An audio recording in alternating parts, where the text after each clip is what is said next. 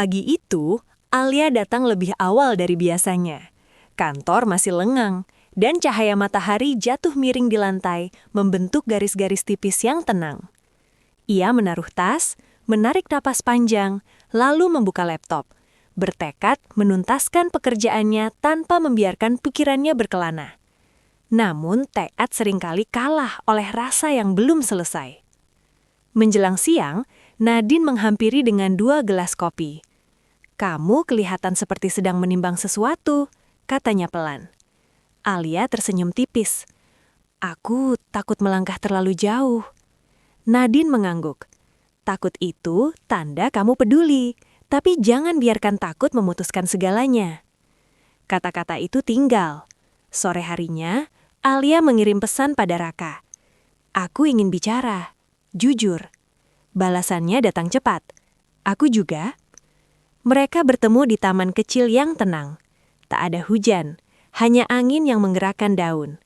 Alia menyampaikan batasnya, tentang keinginannya untuk tumbuh tanpa tergesa, tentang persahabatan yang tak ingin ia korbankan, tentang dirinya sendiri yang ingin tetap utuh.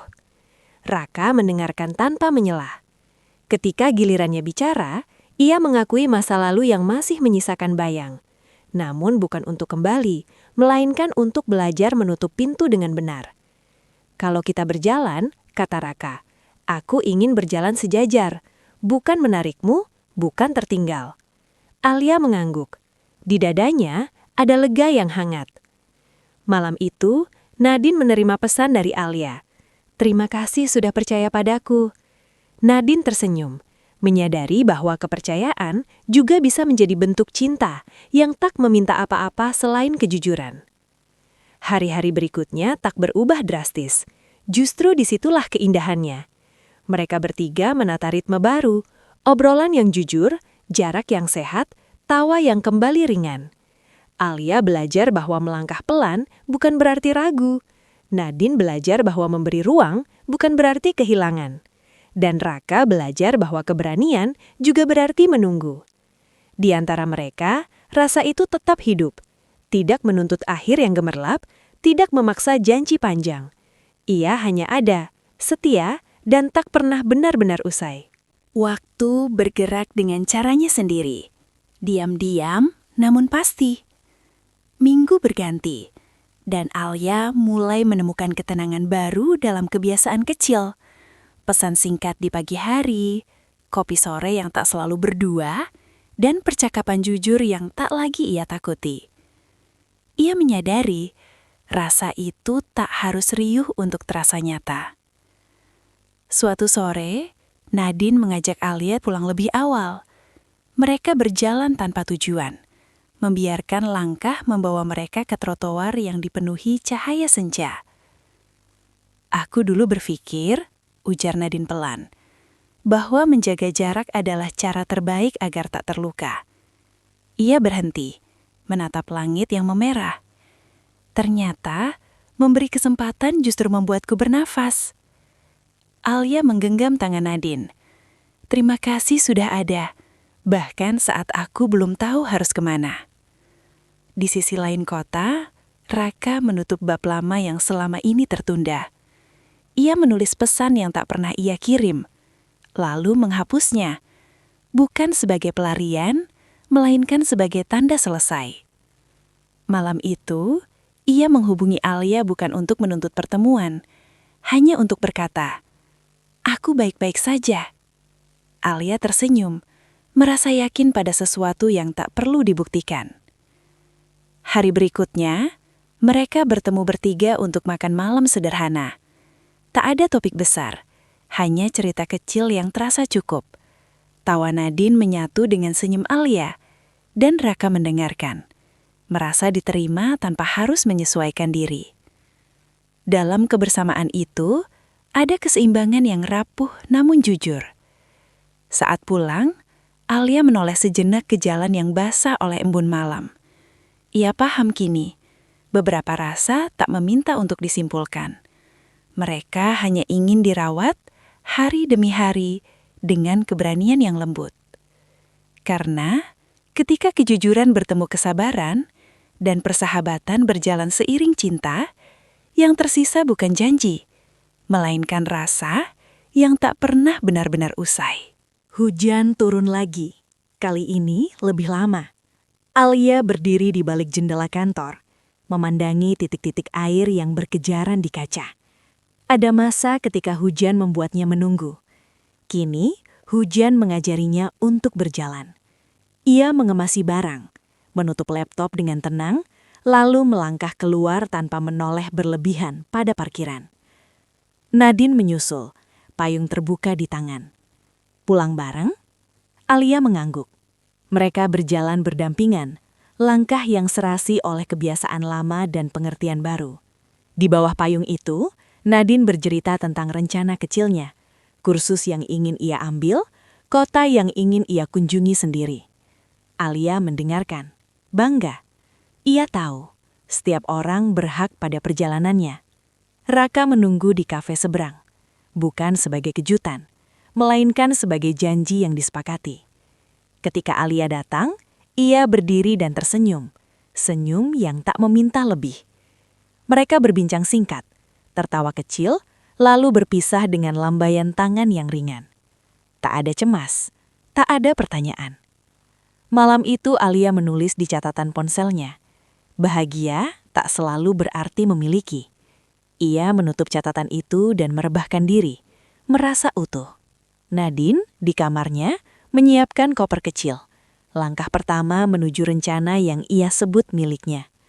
Raka, di sisi lain kota, menata ulang hidupnya dengan kesabaran yang baru. Di antara jarak yang tetap ada dan kedekatan yang terjaga, mereka menemukan bentuk cinta yang lain, lebih dewasa, lebih jujur. Bukan tentang akhir yang megah, melainkan tentang keberanian untuk terus ada. Dan begitulah rasa itu bertahan. Tenang, setia, dan meski waktu terus berjalan, tak pernah benar-benar usai. Pagi itu Alia menerima kabar yang tak ia duga. Nadine diterima di program kursus yang lama ia incar. Kesempatan yang akan membawanya ke kota lain untuk beberapa bulan. Alia memeluk sahabatnya lebih lama dari biasanya. Ada bahagia yang tulus, dan ada rindu yang mulai belajar menyiapkan diri. Aku takut berubah, kata Nadine, jujur. Berubah itu wajar, yang penting kita tahu cara pulang. Hari keberangkatan tiba dengan langit cerah. Di stasiun, pelukan terasa singkat namun penuh. Nadine tersenyum, mata berkilat oleh harap. Alia melambaikan tangan hingga kereta menghilang, menyimpan keyakinan bahwa jarak tak selalu berarti menjauh. Raka menjemput Alia sore itu.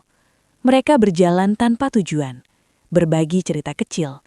Raka menyebutkan tawaran kerja baru, tantangan yang menuntutnya lebih berani. Alia mendukung, bukan dengan janji menunggu, melainkan dengan doa agar ia bertumbuh.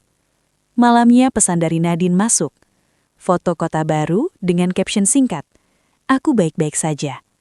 Alia membalas cepat, "Aku juga." 2 kalimat sederhana yang menyimpan banyak rasa. Di kamar yang sunyi, Alia merenung. Ia mengerti kini, memiliki bukan satu-satunya cara mencinta. Menyertai dari jauh pun bisa sama hangatnya. Ia tersenyum, merasa kuat. Karena pada akhirnya, jarak hanya menguji yang rapuh. Yang tulus akan menemukan jalannya, dan rasa yang dijaga dengan kejujuran tak pernah benar-benar usai. Bulan berganti tanpa banyak suara. Alia belajar menikmati kesendirian yang tidak sepi. Malam dengan buku, pagi dengan niat yang rapi. Ia menulis lebih sering, mencatat hal-hal kecil yang dulu terlewat. Di antara baris-baris itu, nama Nadine dan Raka muncul bukan sebagai tanya, melainkan sebagai doa. Kabar dari Nadine datang teratur, ringkas namun hangat, tentang kelas yang menantang, teman baru, dan kota yang perlahan ia sebut rumah sementara. Alia membalas dengan cerita yang jujur, tentang pekerjaannya yang kian mantap, tentang keberanian kecil yang ia kumpulkan. Raka pun bergerak. Tawaran kerja itu ia terima, dan bersamanya datang ritme baru yang menuntut disiplin. Mereka bertemu lebih jarang, namun setiap pertemuan terasa cukup. Tak ada tuntutan untuk segera memberi nama pada hubungan mereka. Yang ada hanya kesepakatan tak tertulis. Saling hadir dengan utuh. Suatu malam, Alia dan Raka duduk di bangku taman. Lampu-lampu kota memantul lembut. "Aku ingin terus seperti ini," kata Raka, jujur. "Bertumbuh tanpa menahanmu." Alia mengangguk. "Aku juga. Kita tak perlu berlari." Ketika Nadine akhirnya pulang untuk kunjungan singkat, tawa mereka bertiga kembali menyatu.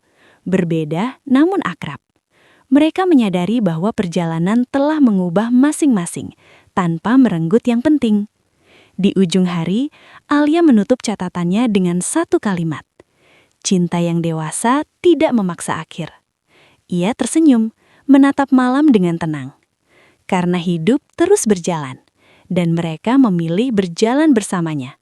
Merawat rasa yang tumbuh pelan, setia pada diri sendiri, dan tak pernah benar-benar usai. Musim hujan hampir usai ketika Alia menyadari satu hal sederhana. Ia tidak lagi menunggu, ia hidup. Hari-harinya terisi oleh pekerjaan yang ia pahami, pilihan yang ia sadari, dan hubungan yang ia rawat tanpa rasa takut. Ia tersenyum pada bayangannya sendiri di kaca, lebih tenang, lebih berani. Nadine kembali sepenuhnya beberapa minggu kemudian. Mereka bertemu di kafe kecil yang dulu sering mereka datangi sepulang kantor. Nadine membawa cerita dan keberanian baru. Alia membawa keteguhan. Mereka tertawa mengenang versi lama diri mereka. Bukan untuk menertawakan, melainkan untuk berterima kasih. "Aku belajar mencintai diriku dulu," kata Nadine mengaduk kopinya. Alia mengangguk. "Itu cinta yang paling setia." Raka datang belakangan. Tak ada canggung, tak ada jeda yang dipaksakan. Mereka bertiga duduk bersama, membiarkan kebersamaan menemukan bentuknya sendiri. Raka menatap Alia, lalu berkata pelan, "Aku siap melangkah, apapun bentuknya." Alia menatap balik, jujur, "Aku ingin melangkah, tanpa kehilangan siapapun." Malam menutup pertemuan itu dengan lampu-lampu yang hangat. Di jalan pulang, Alia berjalan di antara dua orang yang ia sayangi, sahabat yang memilih dirinya, dan cinta yang memilih kesabaran. Ia tahu, masa depan tak pernah pasti. Namun malam itu cukup, karena pada akhirnya kebahagiaan bukan tentang memiliki segalanya. Ia tentang menjaga yang penting, menghormati diri sendiri, dan membiarkan rasa bertahan. Tenang, dewasa, dan tak pernah benar-benar usai.